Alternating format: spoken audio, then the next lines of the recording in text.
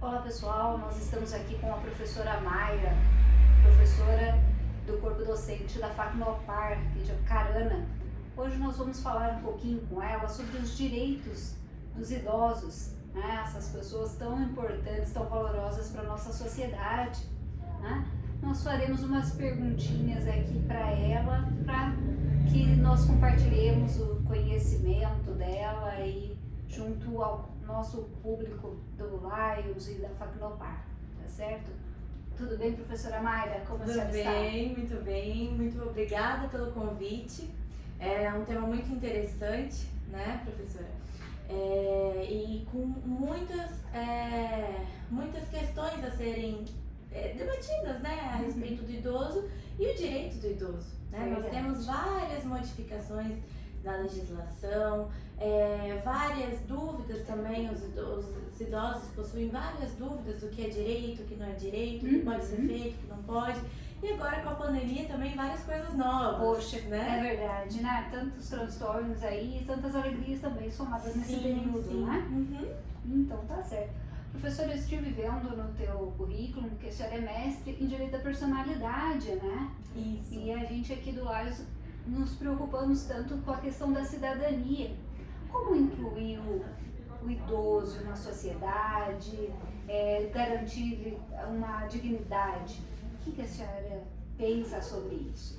Bom, realmente sou mestre em Direitos da Personalidade e o que nós temos que ter em mente, né?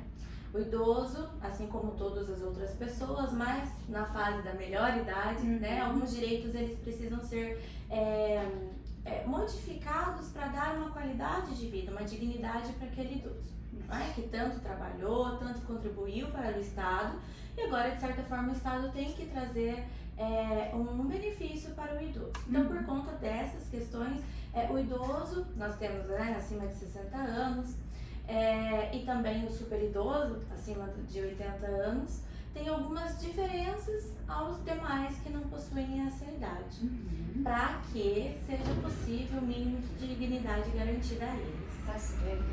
Professora, eu vi que tem a questão do direito e dever, né, do idoso em relação à família, à sociedade. O que a gente pode garantir que a família tenha que cumprir em relação a esse idoso? Isso.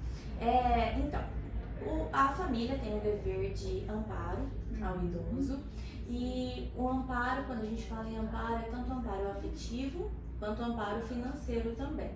Então, muito se ouve dizer sobre prestação de alimento, pensão alimentícia de pais para os filhos. Certo. Mas ao contrário também é devido. Também pode. Também pode, né? Então, aquele pai que por algum motivo, aquela mãe que não possui condições de subsistência, então cabe aos filhos ofertarem essa questão financeira aos pais. Então, prestação de alimentos também. Sem contar na questão afetiva, né? O abandono afetivo do idoso é descabido, né? E traz inúmeros transtornos, porque o que acontece? É muito visto na mídia, muito visto até mesmo na faculdade, né? Fala-se muito do abandono afetivo do filho, né? Então, o pai que abandona o filho, a mãe que abandona o filho, mas também acontece o inverso. E isso é muito danoso para o idoso, então isso também não pode, né? E aquele pai também que não possui condição financeira, o filho deve prestar assistência. Entendi. E se o filho não prestar essa assistência, digamos assim, são pessoas carentes também, tanto o pai quanto o filho, o Estado tem algum benefício, algum amparo? Os idosos, né, têm o direito à aposentadoria. Certo. No entanto, para ter o direito à aposentadoria ou por tempo de contribuição ou por idade, ele tem que ter contribuído para a Previdência Social. Entendi. Muitos não contribuíram e não possuem condições de se manter. Então, tem aquela característica de miserabilidade, né, que a letra da lei traz pra gente. Então, a essas pessoas é garantido um benefício assistencial. Não é da Previdência, né? É a assistência social. É pago pelo INSS no valor de um salário mínimo para idosos acima de 65 anos. Então tem essa possibilidade do Estado também amparar. Também tem. O critério de miserabilidade, a legislação traz que a renda da família tem que ser de 1/4 do salário mínimo por integrante da casa. Então, a renda per capita. No entanto, isso é flexibilizado flexibilizado, né? Os tribunais já vêm entendendo, ao invés de um quarto, meio salário mínimo. Sim, até porque tem os gastos, né? A pessoa idosa muitas vezes necessita de medicamentos que algumas vezes não são fornecidos pelo SUS, né? Então o custo de vida exige uma condição financeira um pouco majorada. Então, por conta disso, os tribunais já vêm entendendo na flexibilização, então já entende-se que meio salário mínimo por integrante da casa já qualifica o critério de miserabilidade e dá o direito de concessão do benefício assistencial ao idoso. Nossa, que bom! Eu achei que fosse bem mais complicado, complexo esse pedido, né? Muito interessante que o Estado também possa fornecer em virtude desse outro critério. E mesmo agora no período de pandemia, né? Tudo a gente consegue fazer pela internet, não precisa se dirigir até a agência. Nossa, bem melhor mesmo. Voltando a falar dessa questão de pandemia, professora, direito do trabalho, né? Será que o idoso ele tem esse amparo no direito do trabalho? Trabalhar, a empresa tem algum benefício? Ou a gente só ouve nos noticiários que o idoso tem que ficar em casa, que o idoso tem que ficar isolado? Como garantir que ele tenha acesso ao trabalho? Então, é muito comum isso hoje, né? Porque idosos, 65 anos, são jovens. Pois é, são extremamente ativos. Então, é comum você ver o idoso, mesmo que aposentado, continuou trabalhando. Sim. Até por uma questão de ocupação, às vezes não só financeira, mas por trabalhar, por não conseguir ficar em casa. Exato. Né? E daí veio a pandemia e o idoso é considerado uma faixa de risco. Né? Porém, nós não temos legislação, mesmo agora com a quantidade de MPs que vieram, que determine que o idoso não possa trabalhar, que ele tenha que ficar em casa.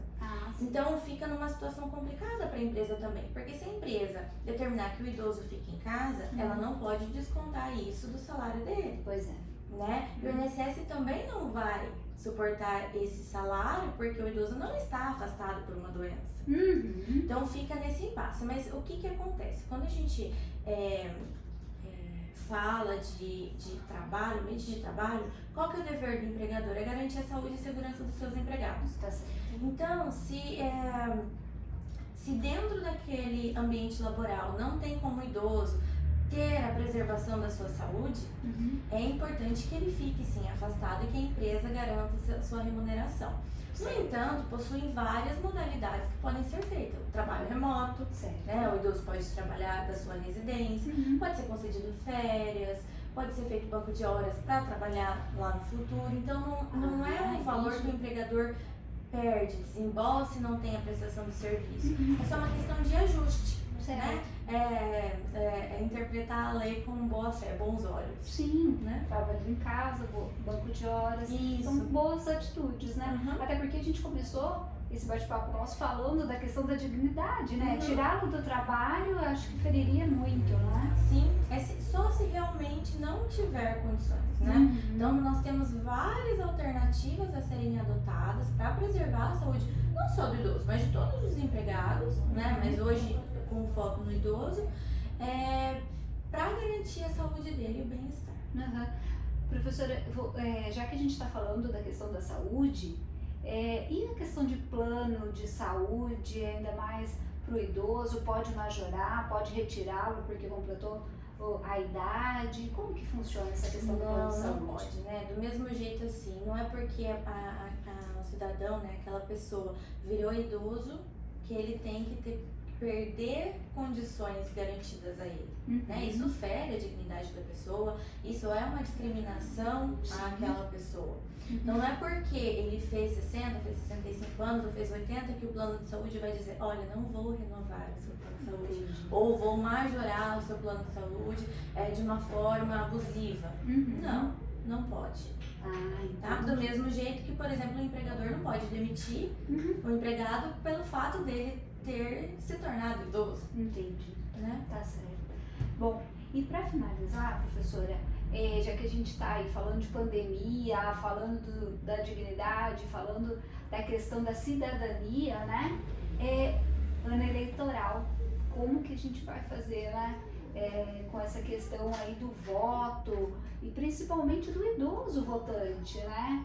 Eu sei que, claro, acima dos 70 anos é o voto facultativo, mas a gente fala de idoso a partir de 60 anos. E outra, muitos deles, mesmo que seja voto facultativo, vão querer votar, Com né? certeza, né? Eles não vão deixar de exercer essa cidadania. Tem algum benefício para essa população? Sim, foi publicado uma normativa, né, uma nova norma, de que temos um horário estipulado para preferência dos idosos irem votar. Ah, que bacana! Então, nesses horários, em todas as sessões de voto, será dada preferência aos idosos, justamente para que não fique aquela aglomeração de pessoas, para que evite contato, né? Para que garanta mesmo um resguardo a essas pessoas que são consideradas área de risco. Né? Ah, entendi. Eu vi que a eleição vai começar às 7 da manhã, né? Então provavelmente esse horário deve ser ali entre as 7 e 10 horas. Isso mesmo. Das 7 às 10, preferencialmente para os idosos. Ah, entendi. Então tá certo. Porque mercado a gente já tem ouvido, né? Dê preferência pro idoso a partir das 8 da manhã e tal. Porque é o horário mais fresquinho, é o horário que eles já acordam, que eles já têm o início das suas atividades, né? Sim, isso mesmo. Muito obrigada, viu, professora Mayra? Eu que agradeço. Muito bom estar com vocês, compartilhando um pouquinho desse assunto tão gratificante que é falar sobre os direitos, né? Muito obrigada. Muito obrigada ao pessoal do Lions Vitória Régia, que nos proporcionou, né, esse bate-papo, e também a Facnopar, que nos cedeu gentilmente a professora Mayra para esse nosso papo de hoje, tá bem? Um grande abraço a todos.